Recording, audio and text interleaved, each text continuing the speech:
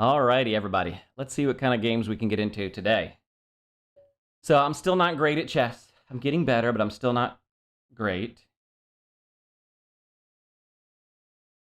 I'm just going to go here. I was going to say our openings are pretty good. Our end games are pretty sketchy at best. Let's just go ahead and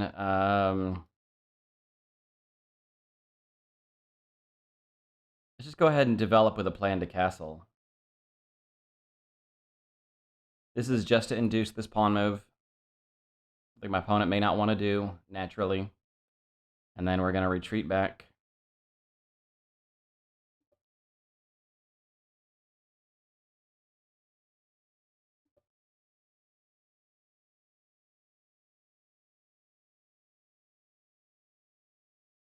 Let's try this.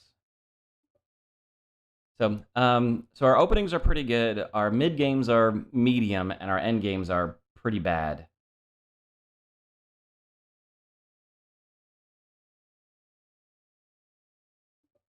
Making a hole for our bishop.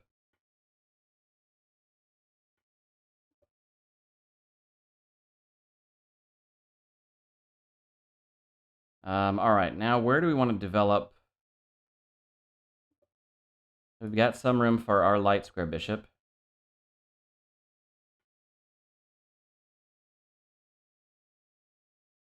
So there is a danger here. Let's go ahead and castle first.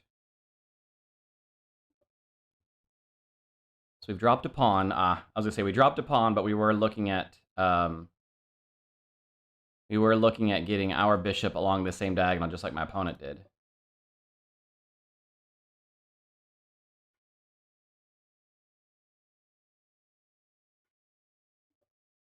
So we still have a bishop pair.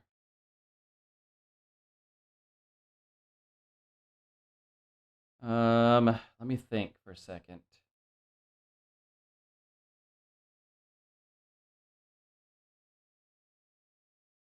I could undouble my pawns here.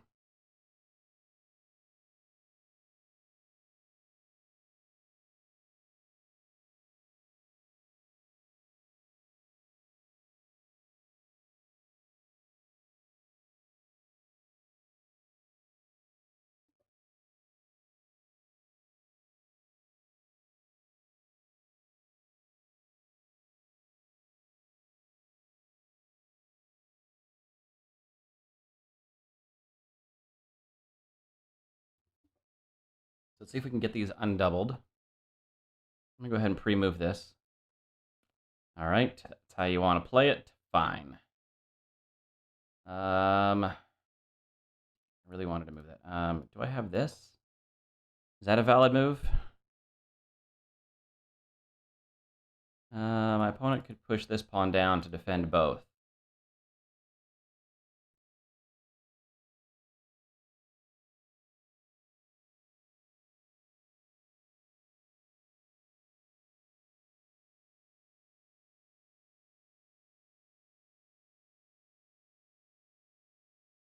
I've got two attackers here. I'm a little disconnected though, guys. I'm a little disconnected, and I need to be careful. My pieces are not really helping each other out. Let's trade off the other bishop.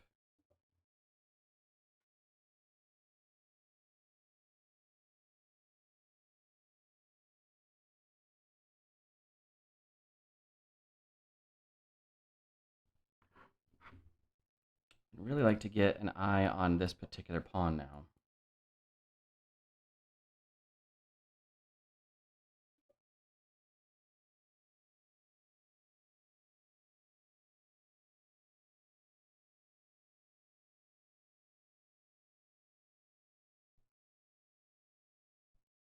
This pawn could fall. Okay.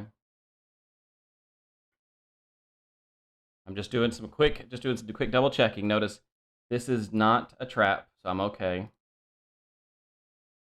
That is a trap.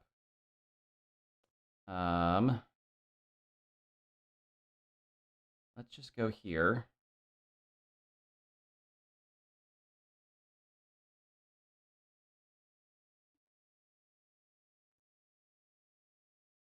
My opponent has this pawn available now, which sucks because I was really hoping to keep my queen on the board. I was really hoping to keep this queen bishop battery.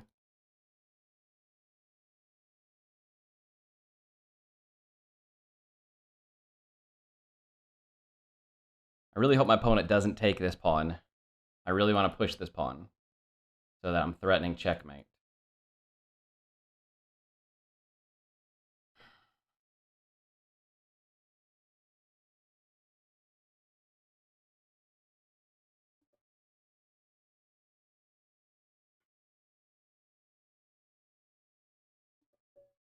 Just like that. So, we got the win. What an interesting game. Let's give our opponent a good game. Well played. And let's just take a look. So we did sacrifice a little bit of material there, but it was with purpose. So I don't know what this particular opening was intended to do. Let's take a look. The Mises opening. Two most popular responses is d5 and knight f6. Okay. I went e5. And the idea of just being control the center. If my opponent pushes a pawn here, I've kind of also controlling the center. G3. I don't know this opening. I don't know what the goal is on this. I guess it's just to make sure that the bishop pair is fully unleashed. I guess. I don't know. But there's tons of openings that I don't know, guys. Tons of openings I don't know. But the point is, there are some openings that we do know, and we know the pitfalls and traps to watch out for. And for those that we don't know, we just do standard developing moves. So the entire purpose of this, I knew that was my opponent was just simply going to push this pawn. Yeah, so the engine wants me to come all the way back to here, to d7.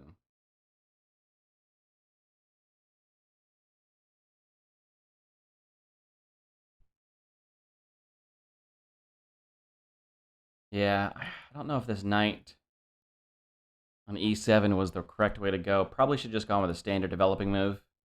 Help control the center a little bit better.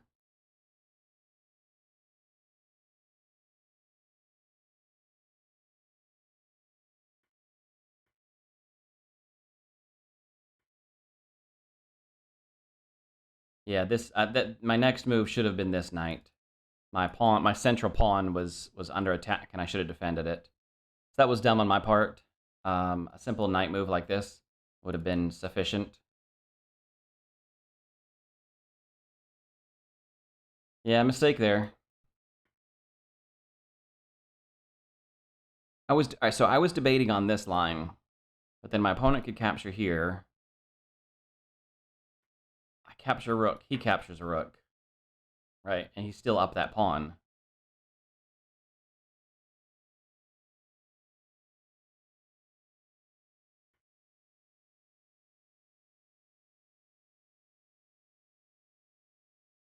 And he still gets the knight up in time to defend. Oh, I see. He can't defend. Then he can't defend both. Either he has to defend the bishop or he has to defend the rook. Okay. I didn't see that over the board. Okay. All right. I didn't see that. That's fine.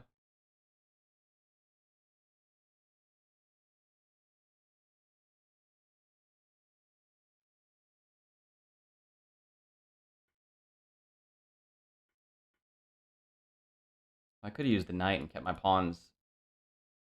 That would have worked just fine. And then I could have stuck my rook over here.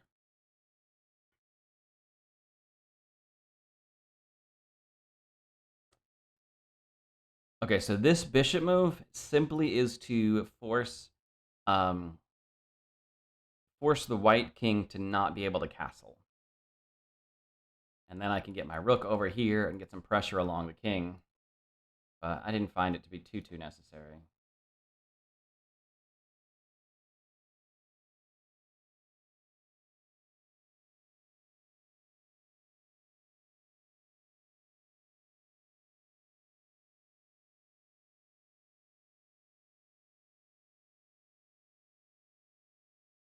I don't know why I just didn't go here straight away.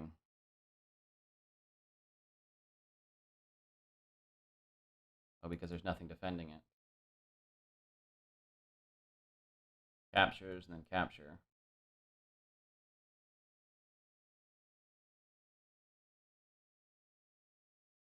So one of our tactics is when we're targeting something, we can eliminate the defender of it. In this case, I'm eliminating a bishop, and removing my opponent's bishop pair is a win for me. Oh, this is clever.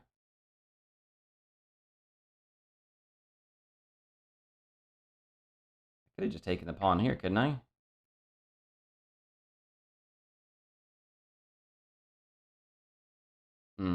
No, I guess you can't.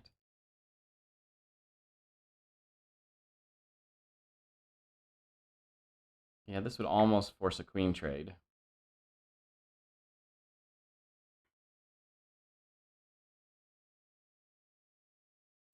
Right, why didn't I eliminate the defender? Right, if this is the square that if this is the pawn that I'm trying to move, see, I gotta learn to think like one step farther ahead, just one step farther ahead. So my goal was to get my bishop out of the way so I could push this pawn. So I have this alignment. My opponent has weaknesses, so I have exactly what I want. The goal is to push this pawn. Well, one of the threats of this pawn is, notice, because what would happen, let's say, let's follow up the line that I did. My opponent could have captured here. I capture, my opponent captures. Right, look at all those trades. My opponent is technically, no, I guess we're even in material. But I no longer have my my fun little threat anymore. And yeah, my opponent's got 2 attackers here, so I probably have to defend. Then my opponent has a tactic, eliminate. No, I guess not. Anyway, that's a long theoretical line that we never went into. But yeah, so if I had just thought one more step further, this knight is a danger to this pawn.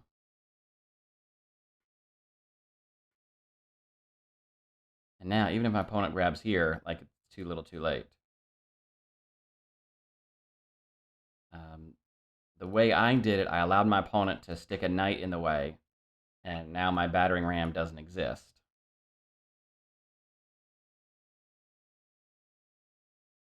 And all he has to do is leave that knight there, and no bueno. If I capture, yeah, there could be a queen trade.